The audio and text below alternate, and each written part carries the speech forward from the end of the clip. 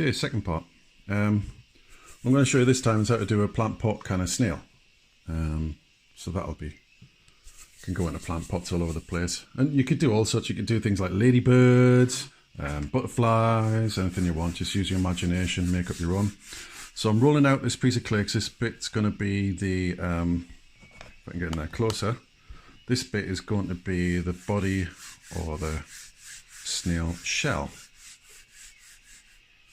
Right, so I've made it kind of like thicker at one end and then thinner at the other end. And what we're going to do is flatten that out a little bit, flatten it on one side, and then put some water down one side. I'm going back to normal. And then my fingers are drier, that'll be better. And then curl that up for a nice curly kind of snail shell. Just like that. Use one of my favourite tools, which is this kind of ball tool. It looks like a little ball on the end of a stick. Make sure it's clean first and just clean it off. Then I'm going to kind of push in there and put like a little snail shell kind of look to it. So this is going to fit on top of a snail as well. So just flared out the edges there. Yeah, flared out the edges, so that looks better. And I've got some creases on the body, so I'm just going to kind of brush over this. And this kind of sometimes happens just because the clay is a little bit dry or your fingers are a little bit dry when you do it. So just add a tiny little bit of water. Don't add loads, because otherwise it'll all go soft and gooey. We don't want gooey clay. Gooey clay is really hard to make things with and just sticks to everything. So we don't want it too soft and gooey. We want it kind of nice and dry-ish, but we don't want it too dry so those cracks kind of appear on the outside. Okay, so there's his little shell. You could even just leave that in there, put that in a pot if you wanted to.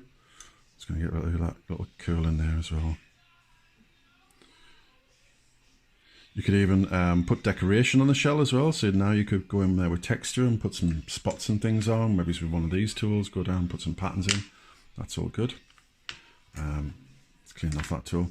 So now I want a snail body that's going to fit in there. It's going to fit about that, probably about that long I need it.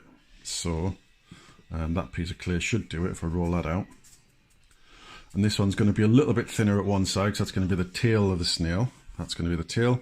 That one's going to be a bit bigger, but if you've ever looked at snails, they're not just a sausage. They've got a different shape to them. So this one's getting flattened out, so he's kind of flat on that side, because that's the way snails kind of move along. They kind of flatten their bodies onto the side. I'm going to get all rid of them creases out of his tail as well. And that's the same with anything you're making. If you're not sure what it looks like, just get on the internet, have a quick look, see what they look like properly, and you can kind of go from there. And this one's going to be, its head's going to be up a bit like that. I'm going to stick his tail on like that, so that bit's going to stick onto there as well. So this bit's going to go into there. So I'm going to put a little bit of water on, make it a little bit rough, help it stick. Same on there, it's going to rough that up, put a little bit of water on, help that stick into there. That's that bit stuck. That's not quite finished because he needs some eyeballs or some antennas on there as well. So I'm going to get another piece of clay and roll out two of those. So if you're rolling out two bits of clay again, like I said before, if you want two pieces of clay to be exactly the same size, what you do is you roll a ball as best you can. Chop that ball in half exactly as best you can. Then you end up with two pieces of clay exactly the same size. Now if they were too big, I could cut them in half again and get another small piece of clay as well. But I'm just trying to think how big those are going to be. Those are going to look massive on his head. But I'm going to be sticking googly eyes on top of that one for his eyeballs sticking out. So it might not be too bad. I think in fact it is too big. I'll chop it in half again. Make some smaller ones. Ball shape. Then rolled out, so just using my finger this time because it's so small. So small. And then do the same for that one as well. So I've got two going on.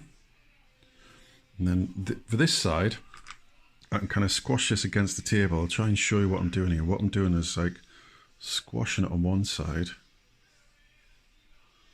just on the top there, so it kind of flattens that end off. Can you see what I've done there?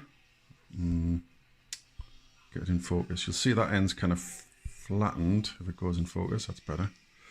So that end's kind of flattened. That's the bit that's going to get the googly eyes stuck on top of. So then I'm just going to bend that to one side. I'm going to do the same on that one. So I'm kind of just squashing it against the flat edge, rolling it between my fingers, squashing it against the flat edge. And that gives a nice flat surface for putting them googly eyes onto. And there's some really small googly eyes in there as well. There's some big ones. So that one will go in there quite nicely. Now I want to look forward, so I'm going to stick that on there like that. No, you can't see a thing like that. Right, that's better. So I'm going to stick it on there like that and stick the same on the other side. So and get some water on there.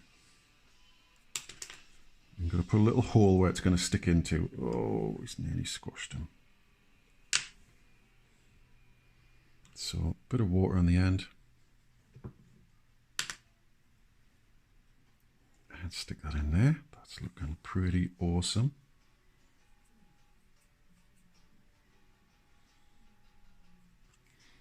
Wet that end as well.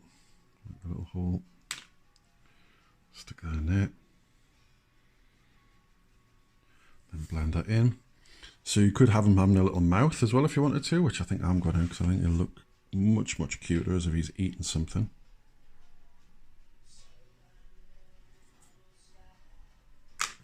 So smooth it off.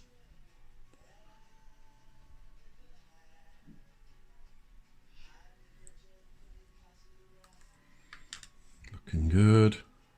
So I want to get his eyes in the right position now, because I'll not be able to move them later on when he's dried out. So he's going to be looking forward like that, and I'm smoothing off around his eyeballs.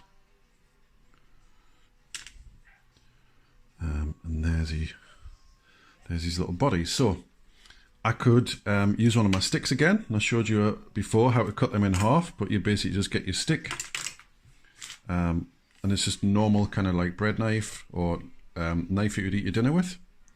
And I'm just going to roll this backwards and forwards, just like that.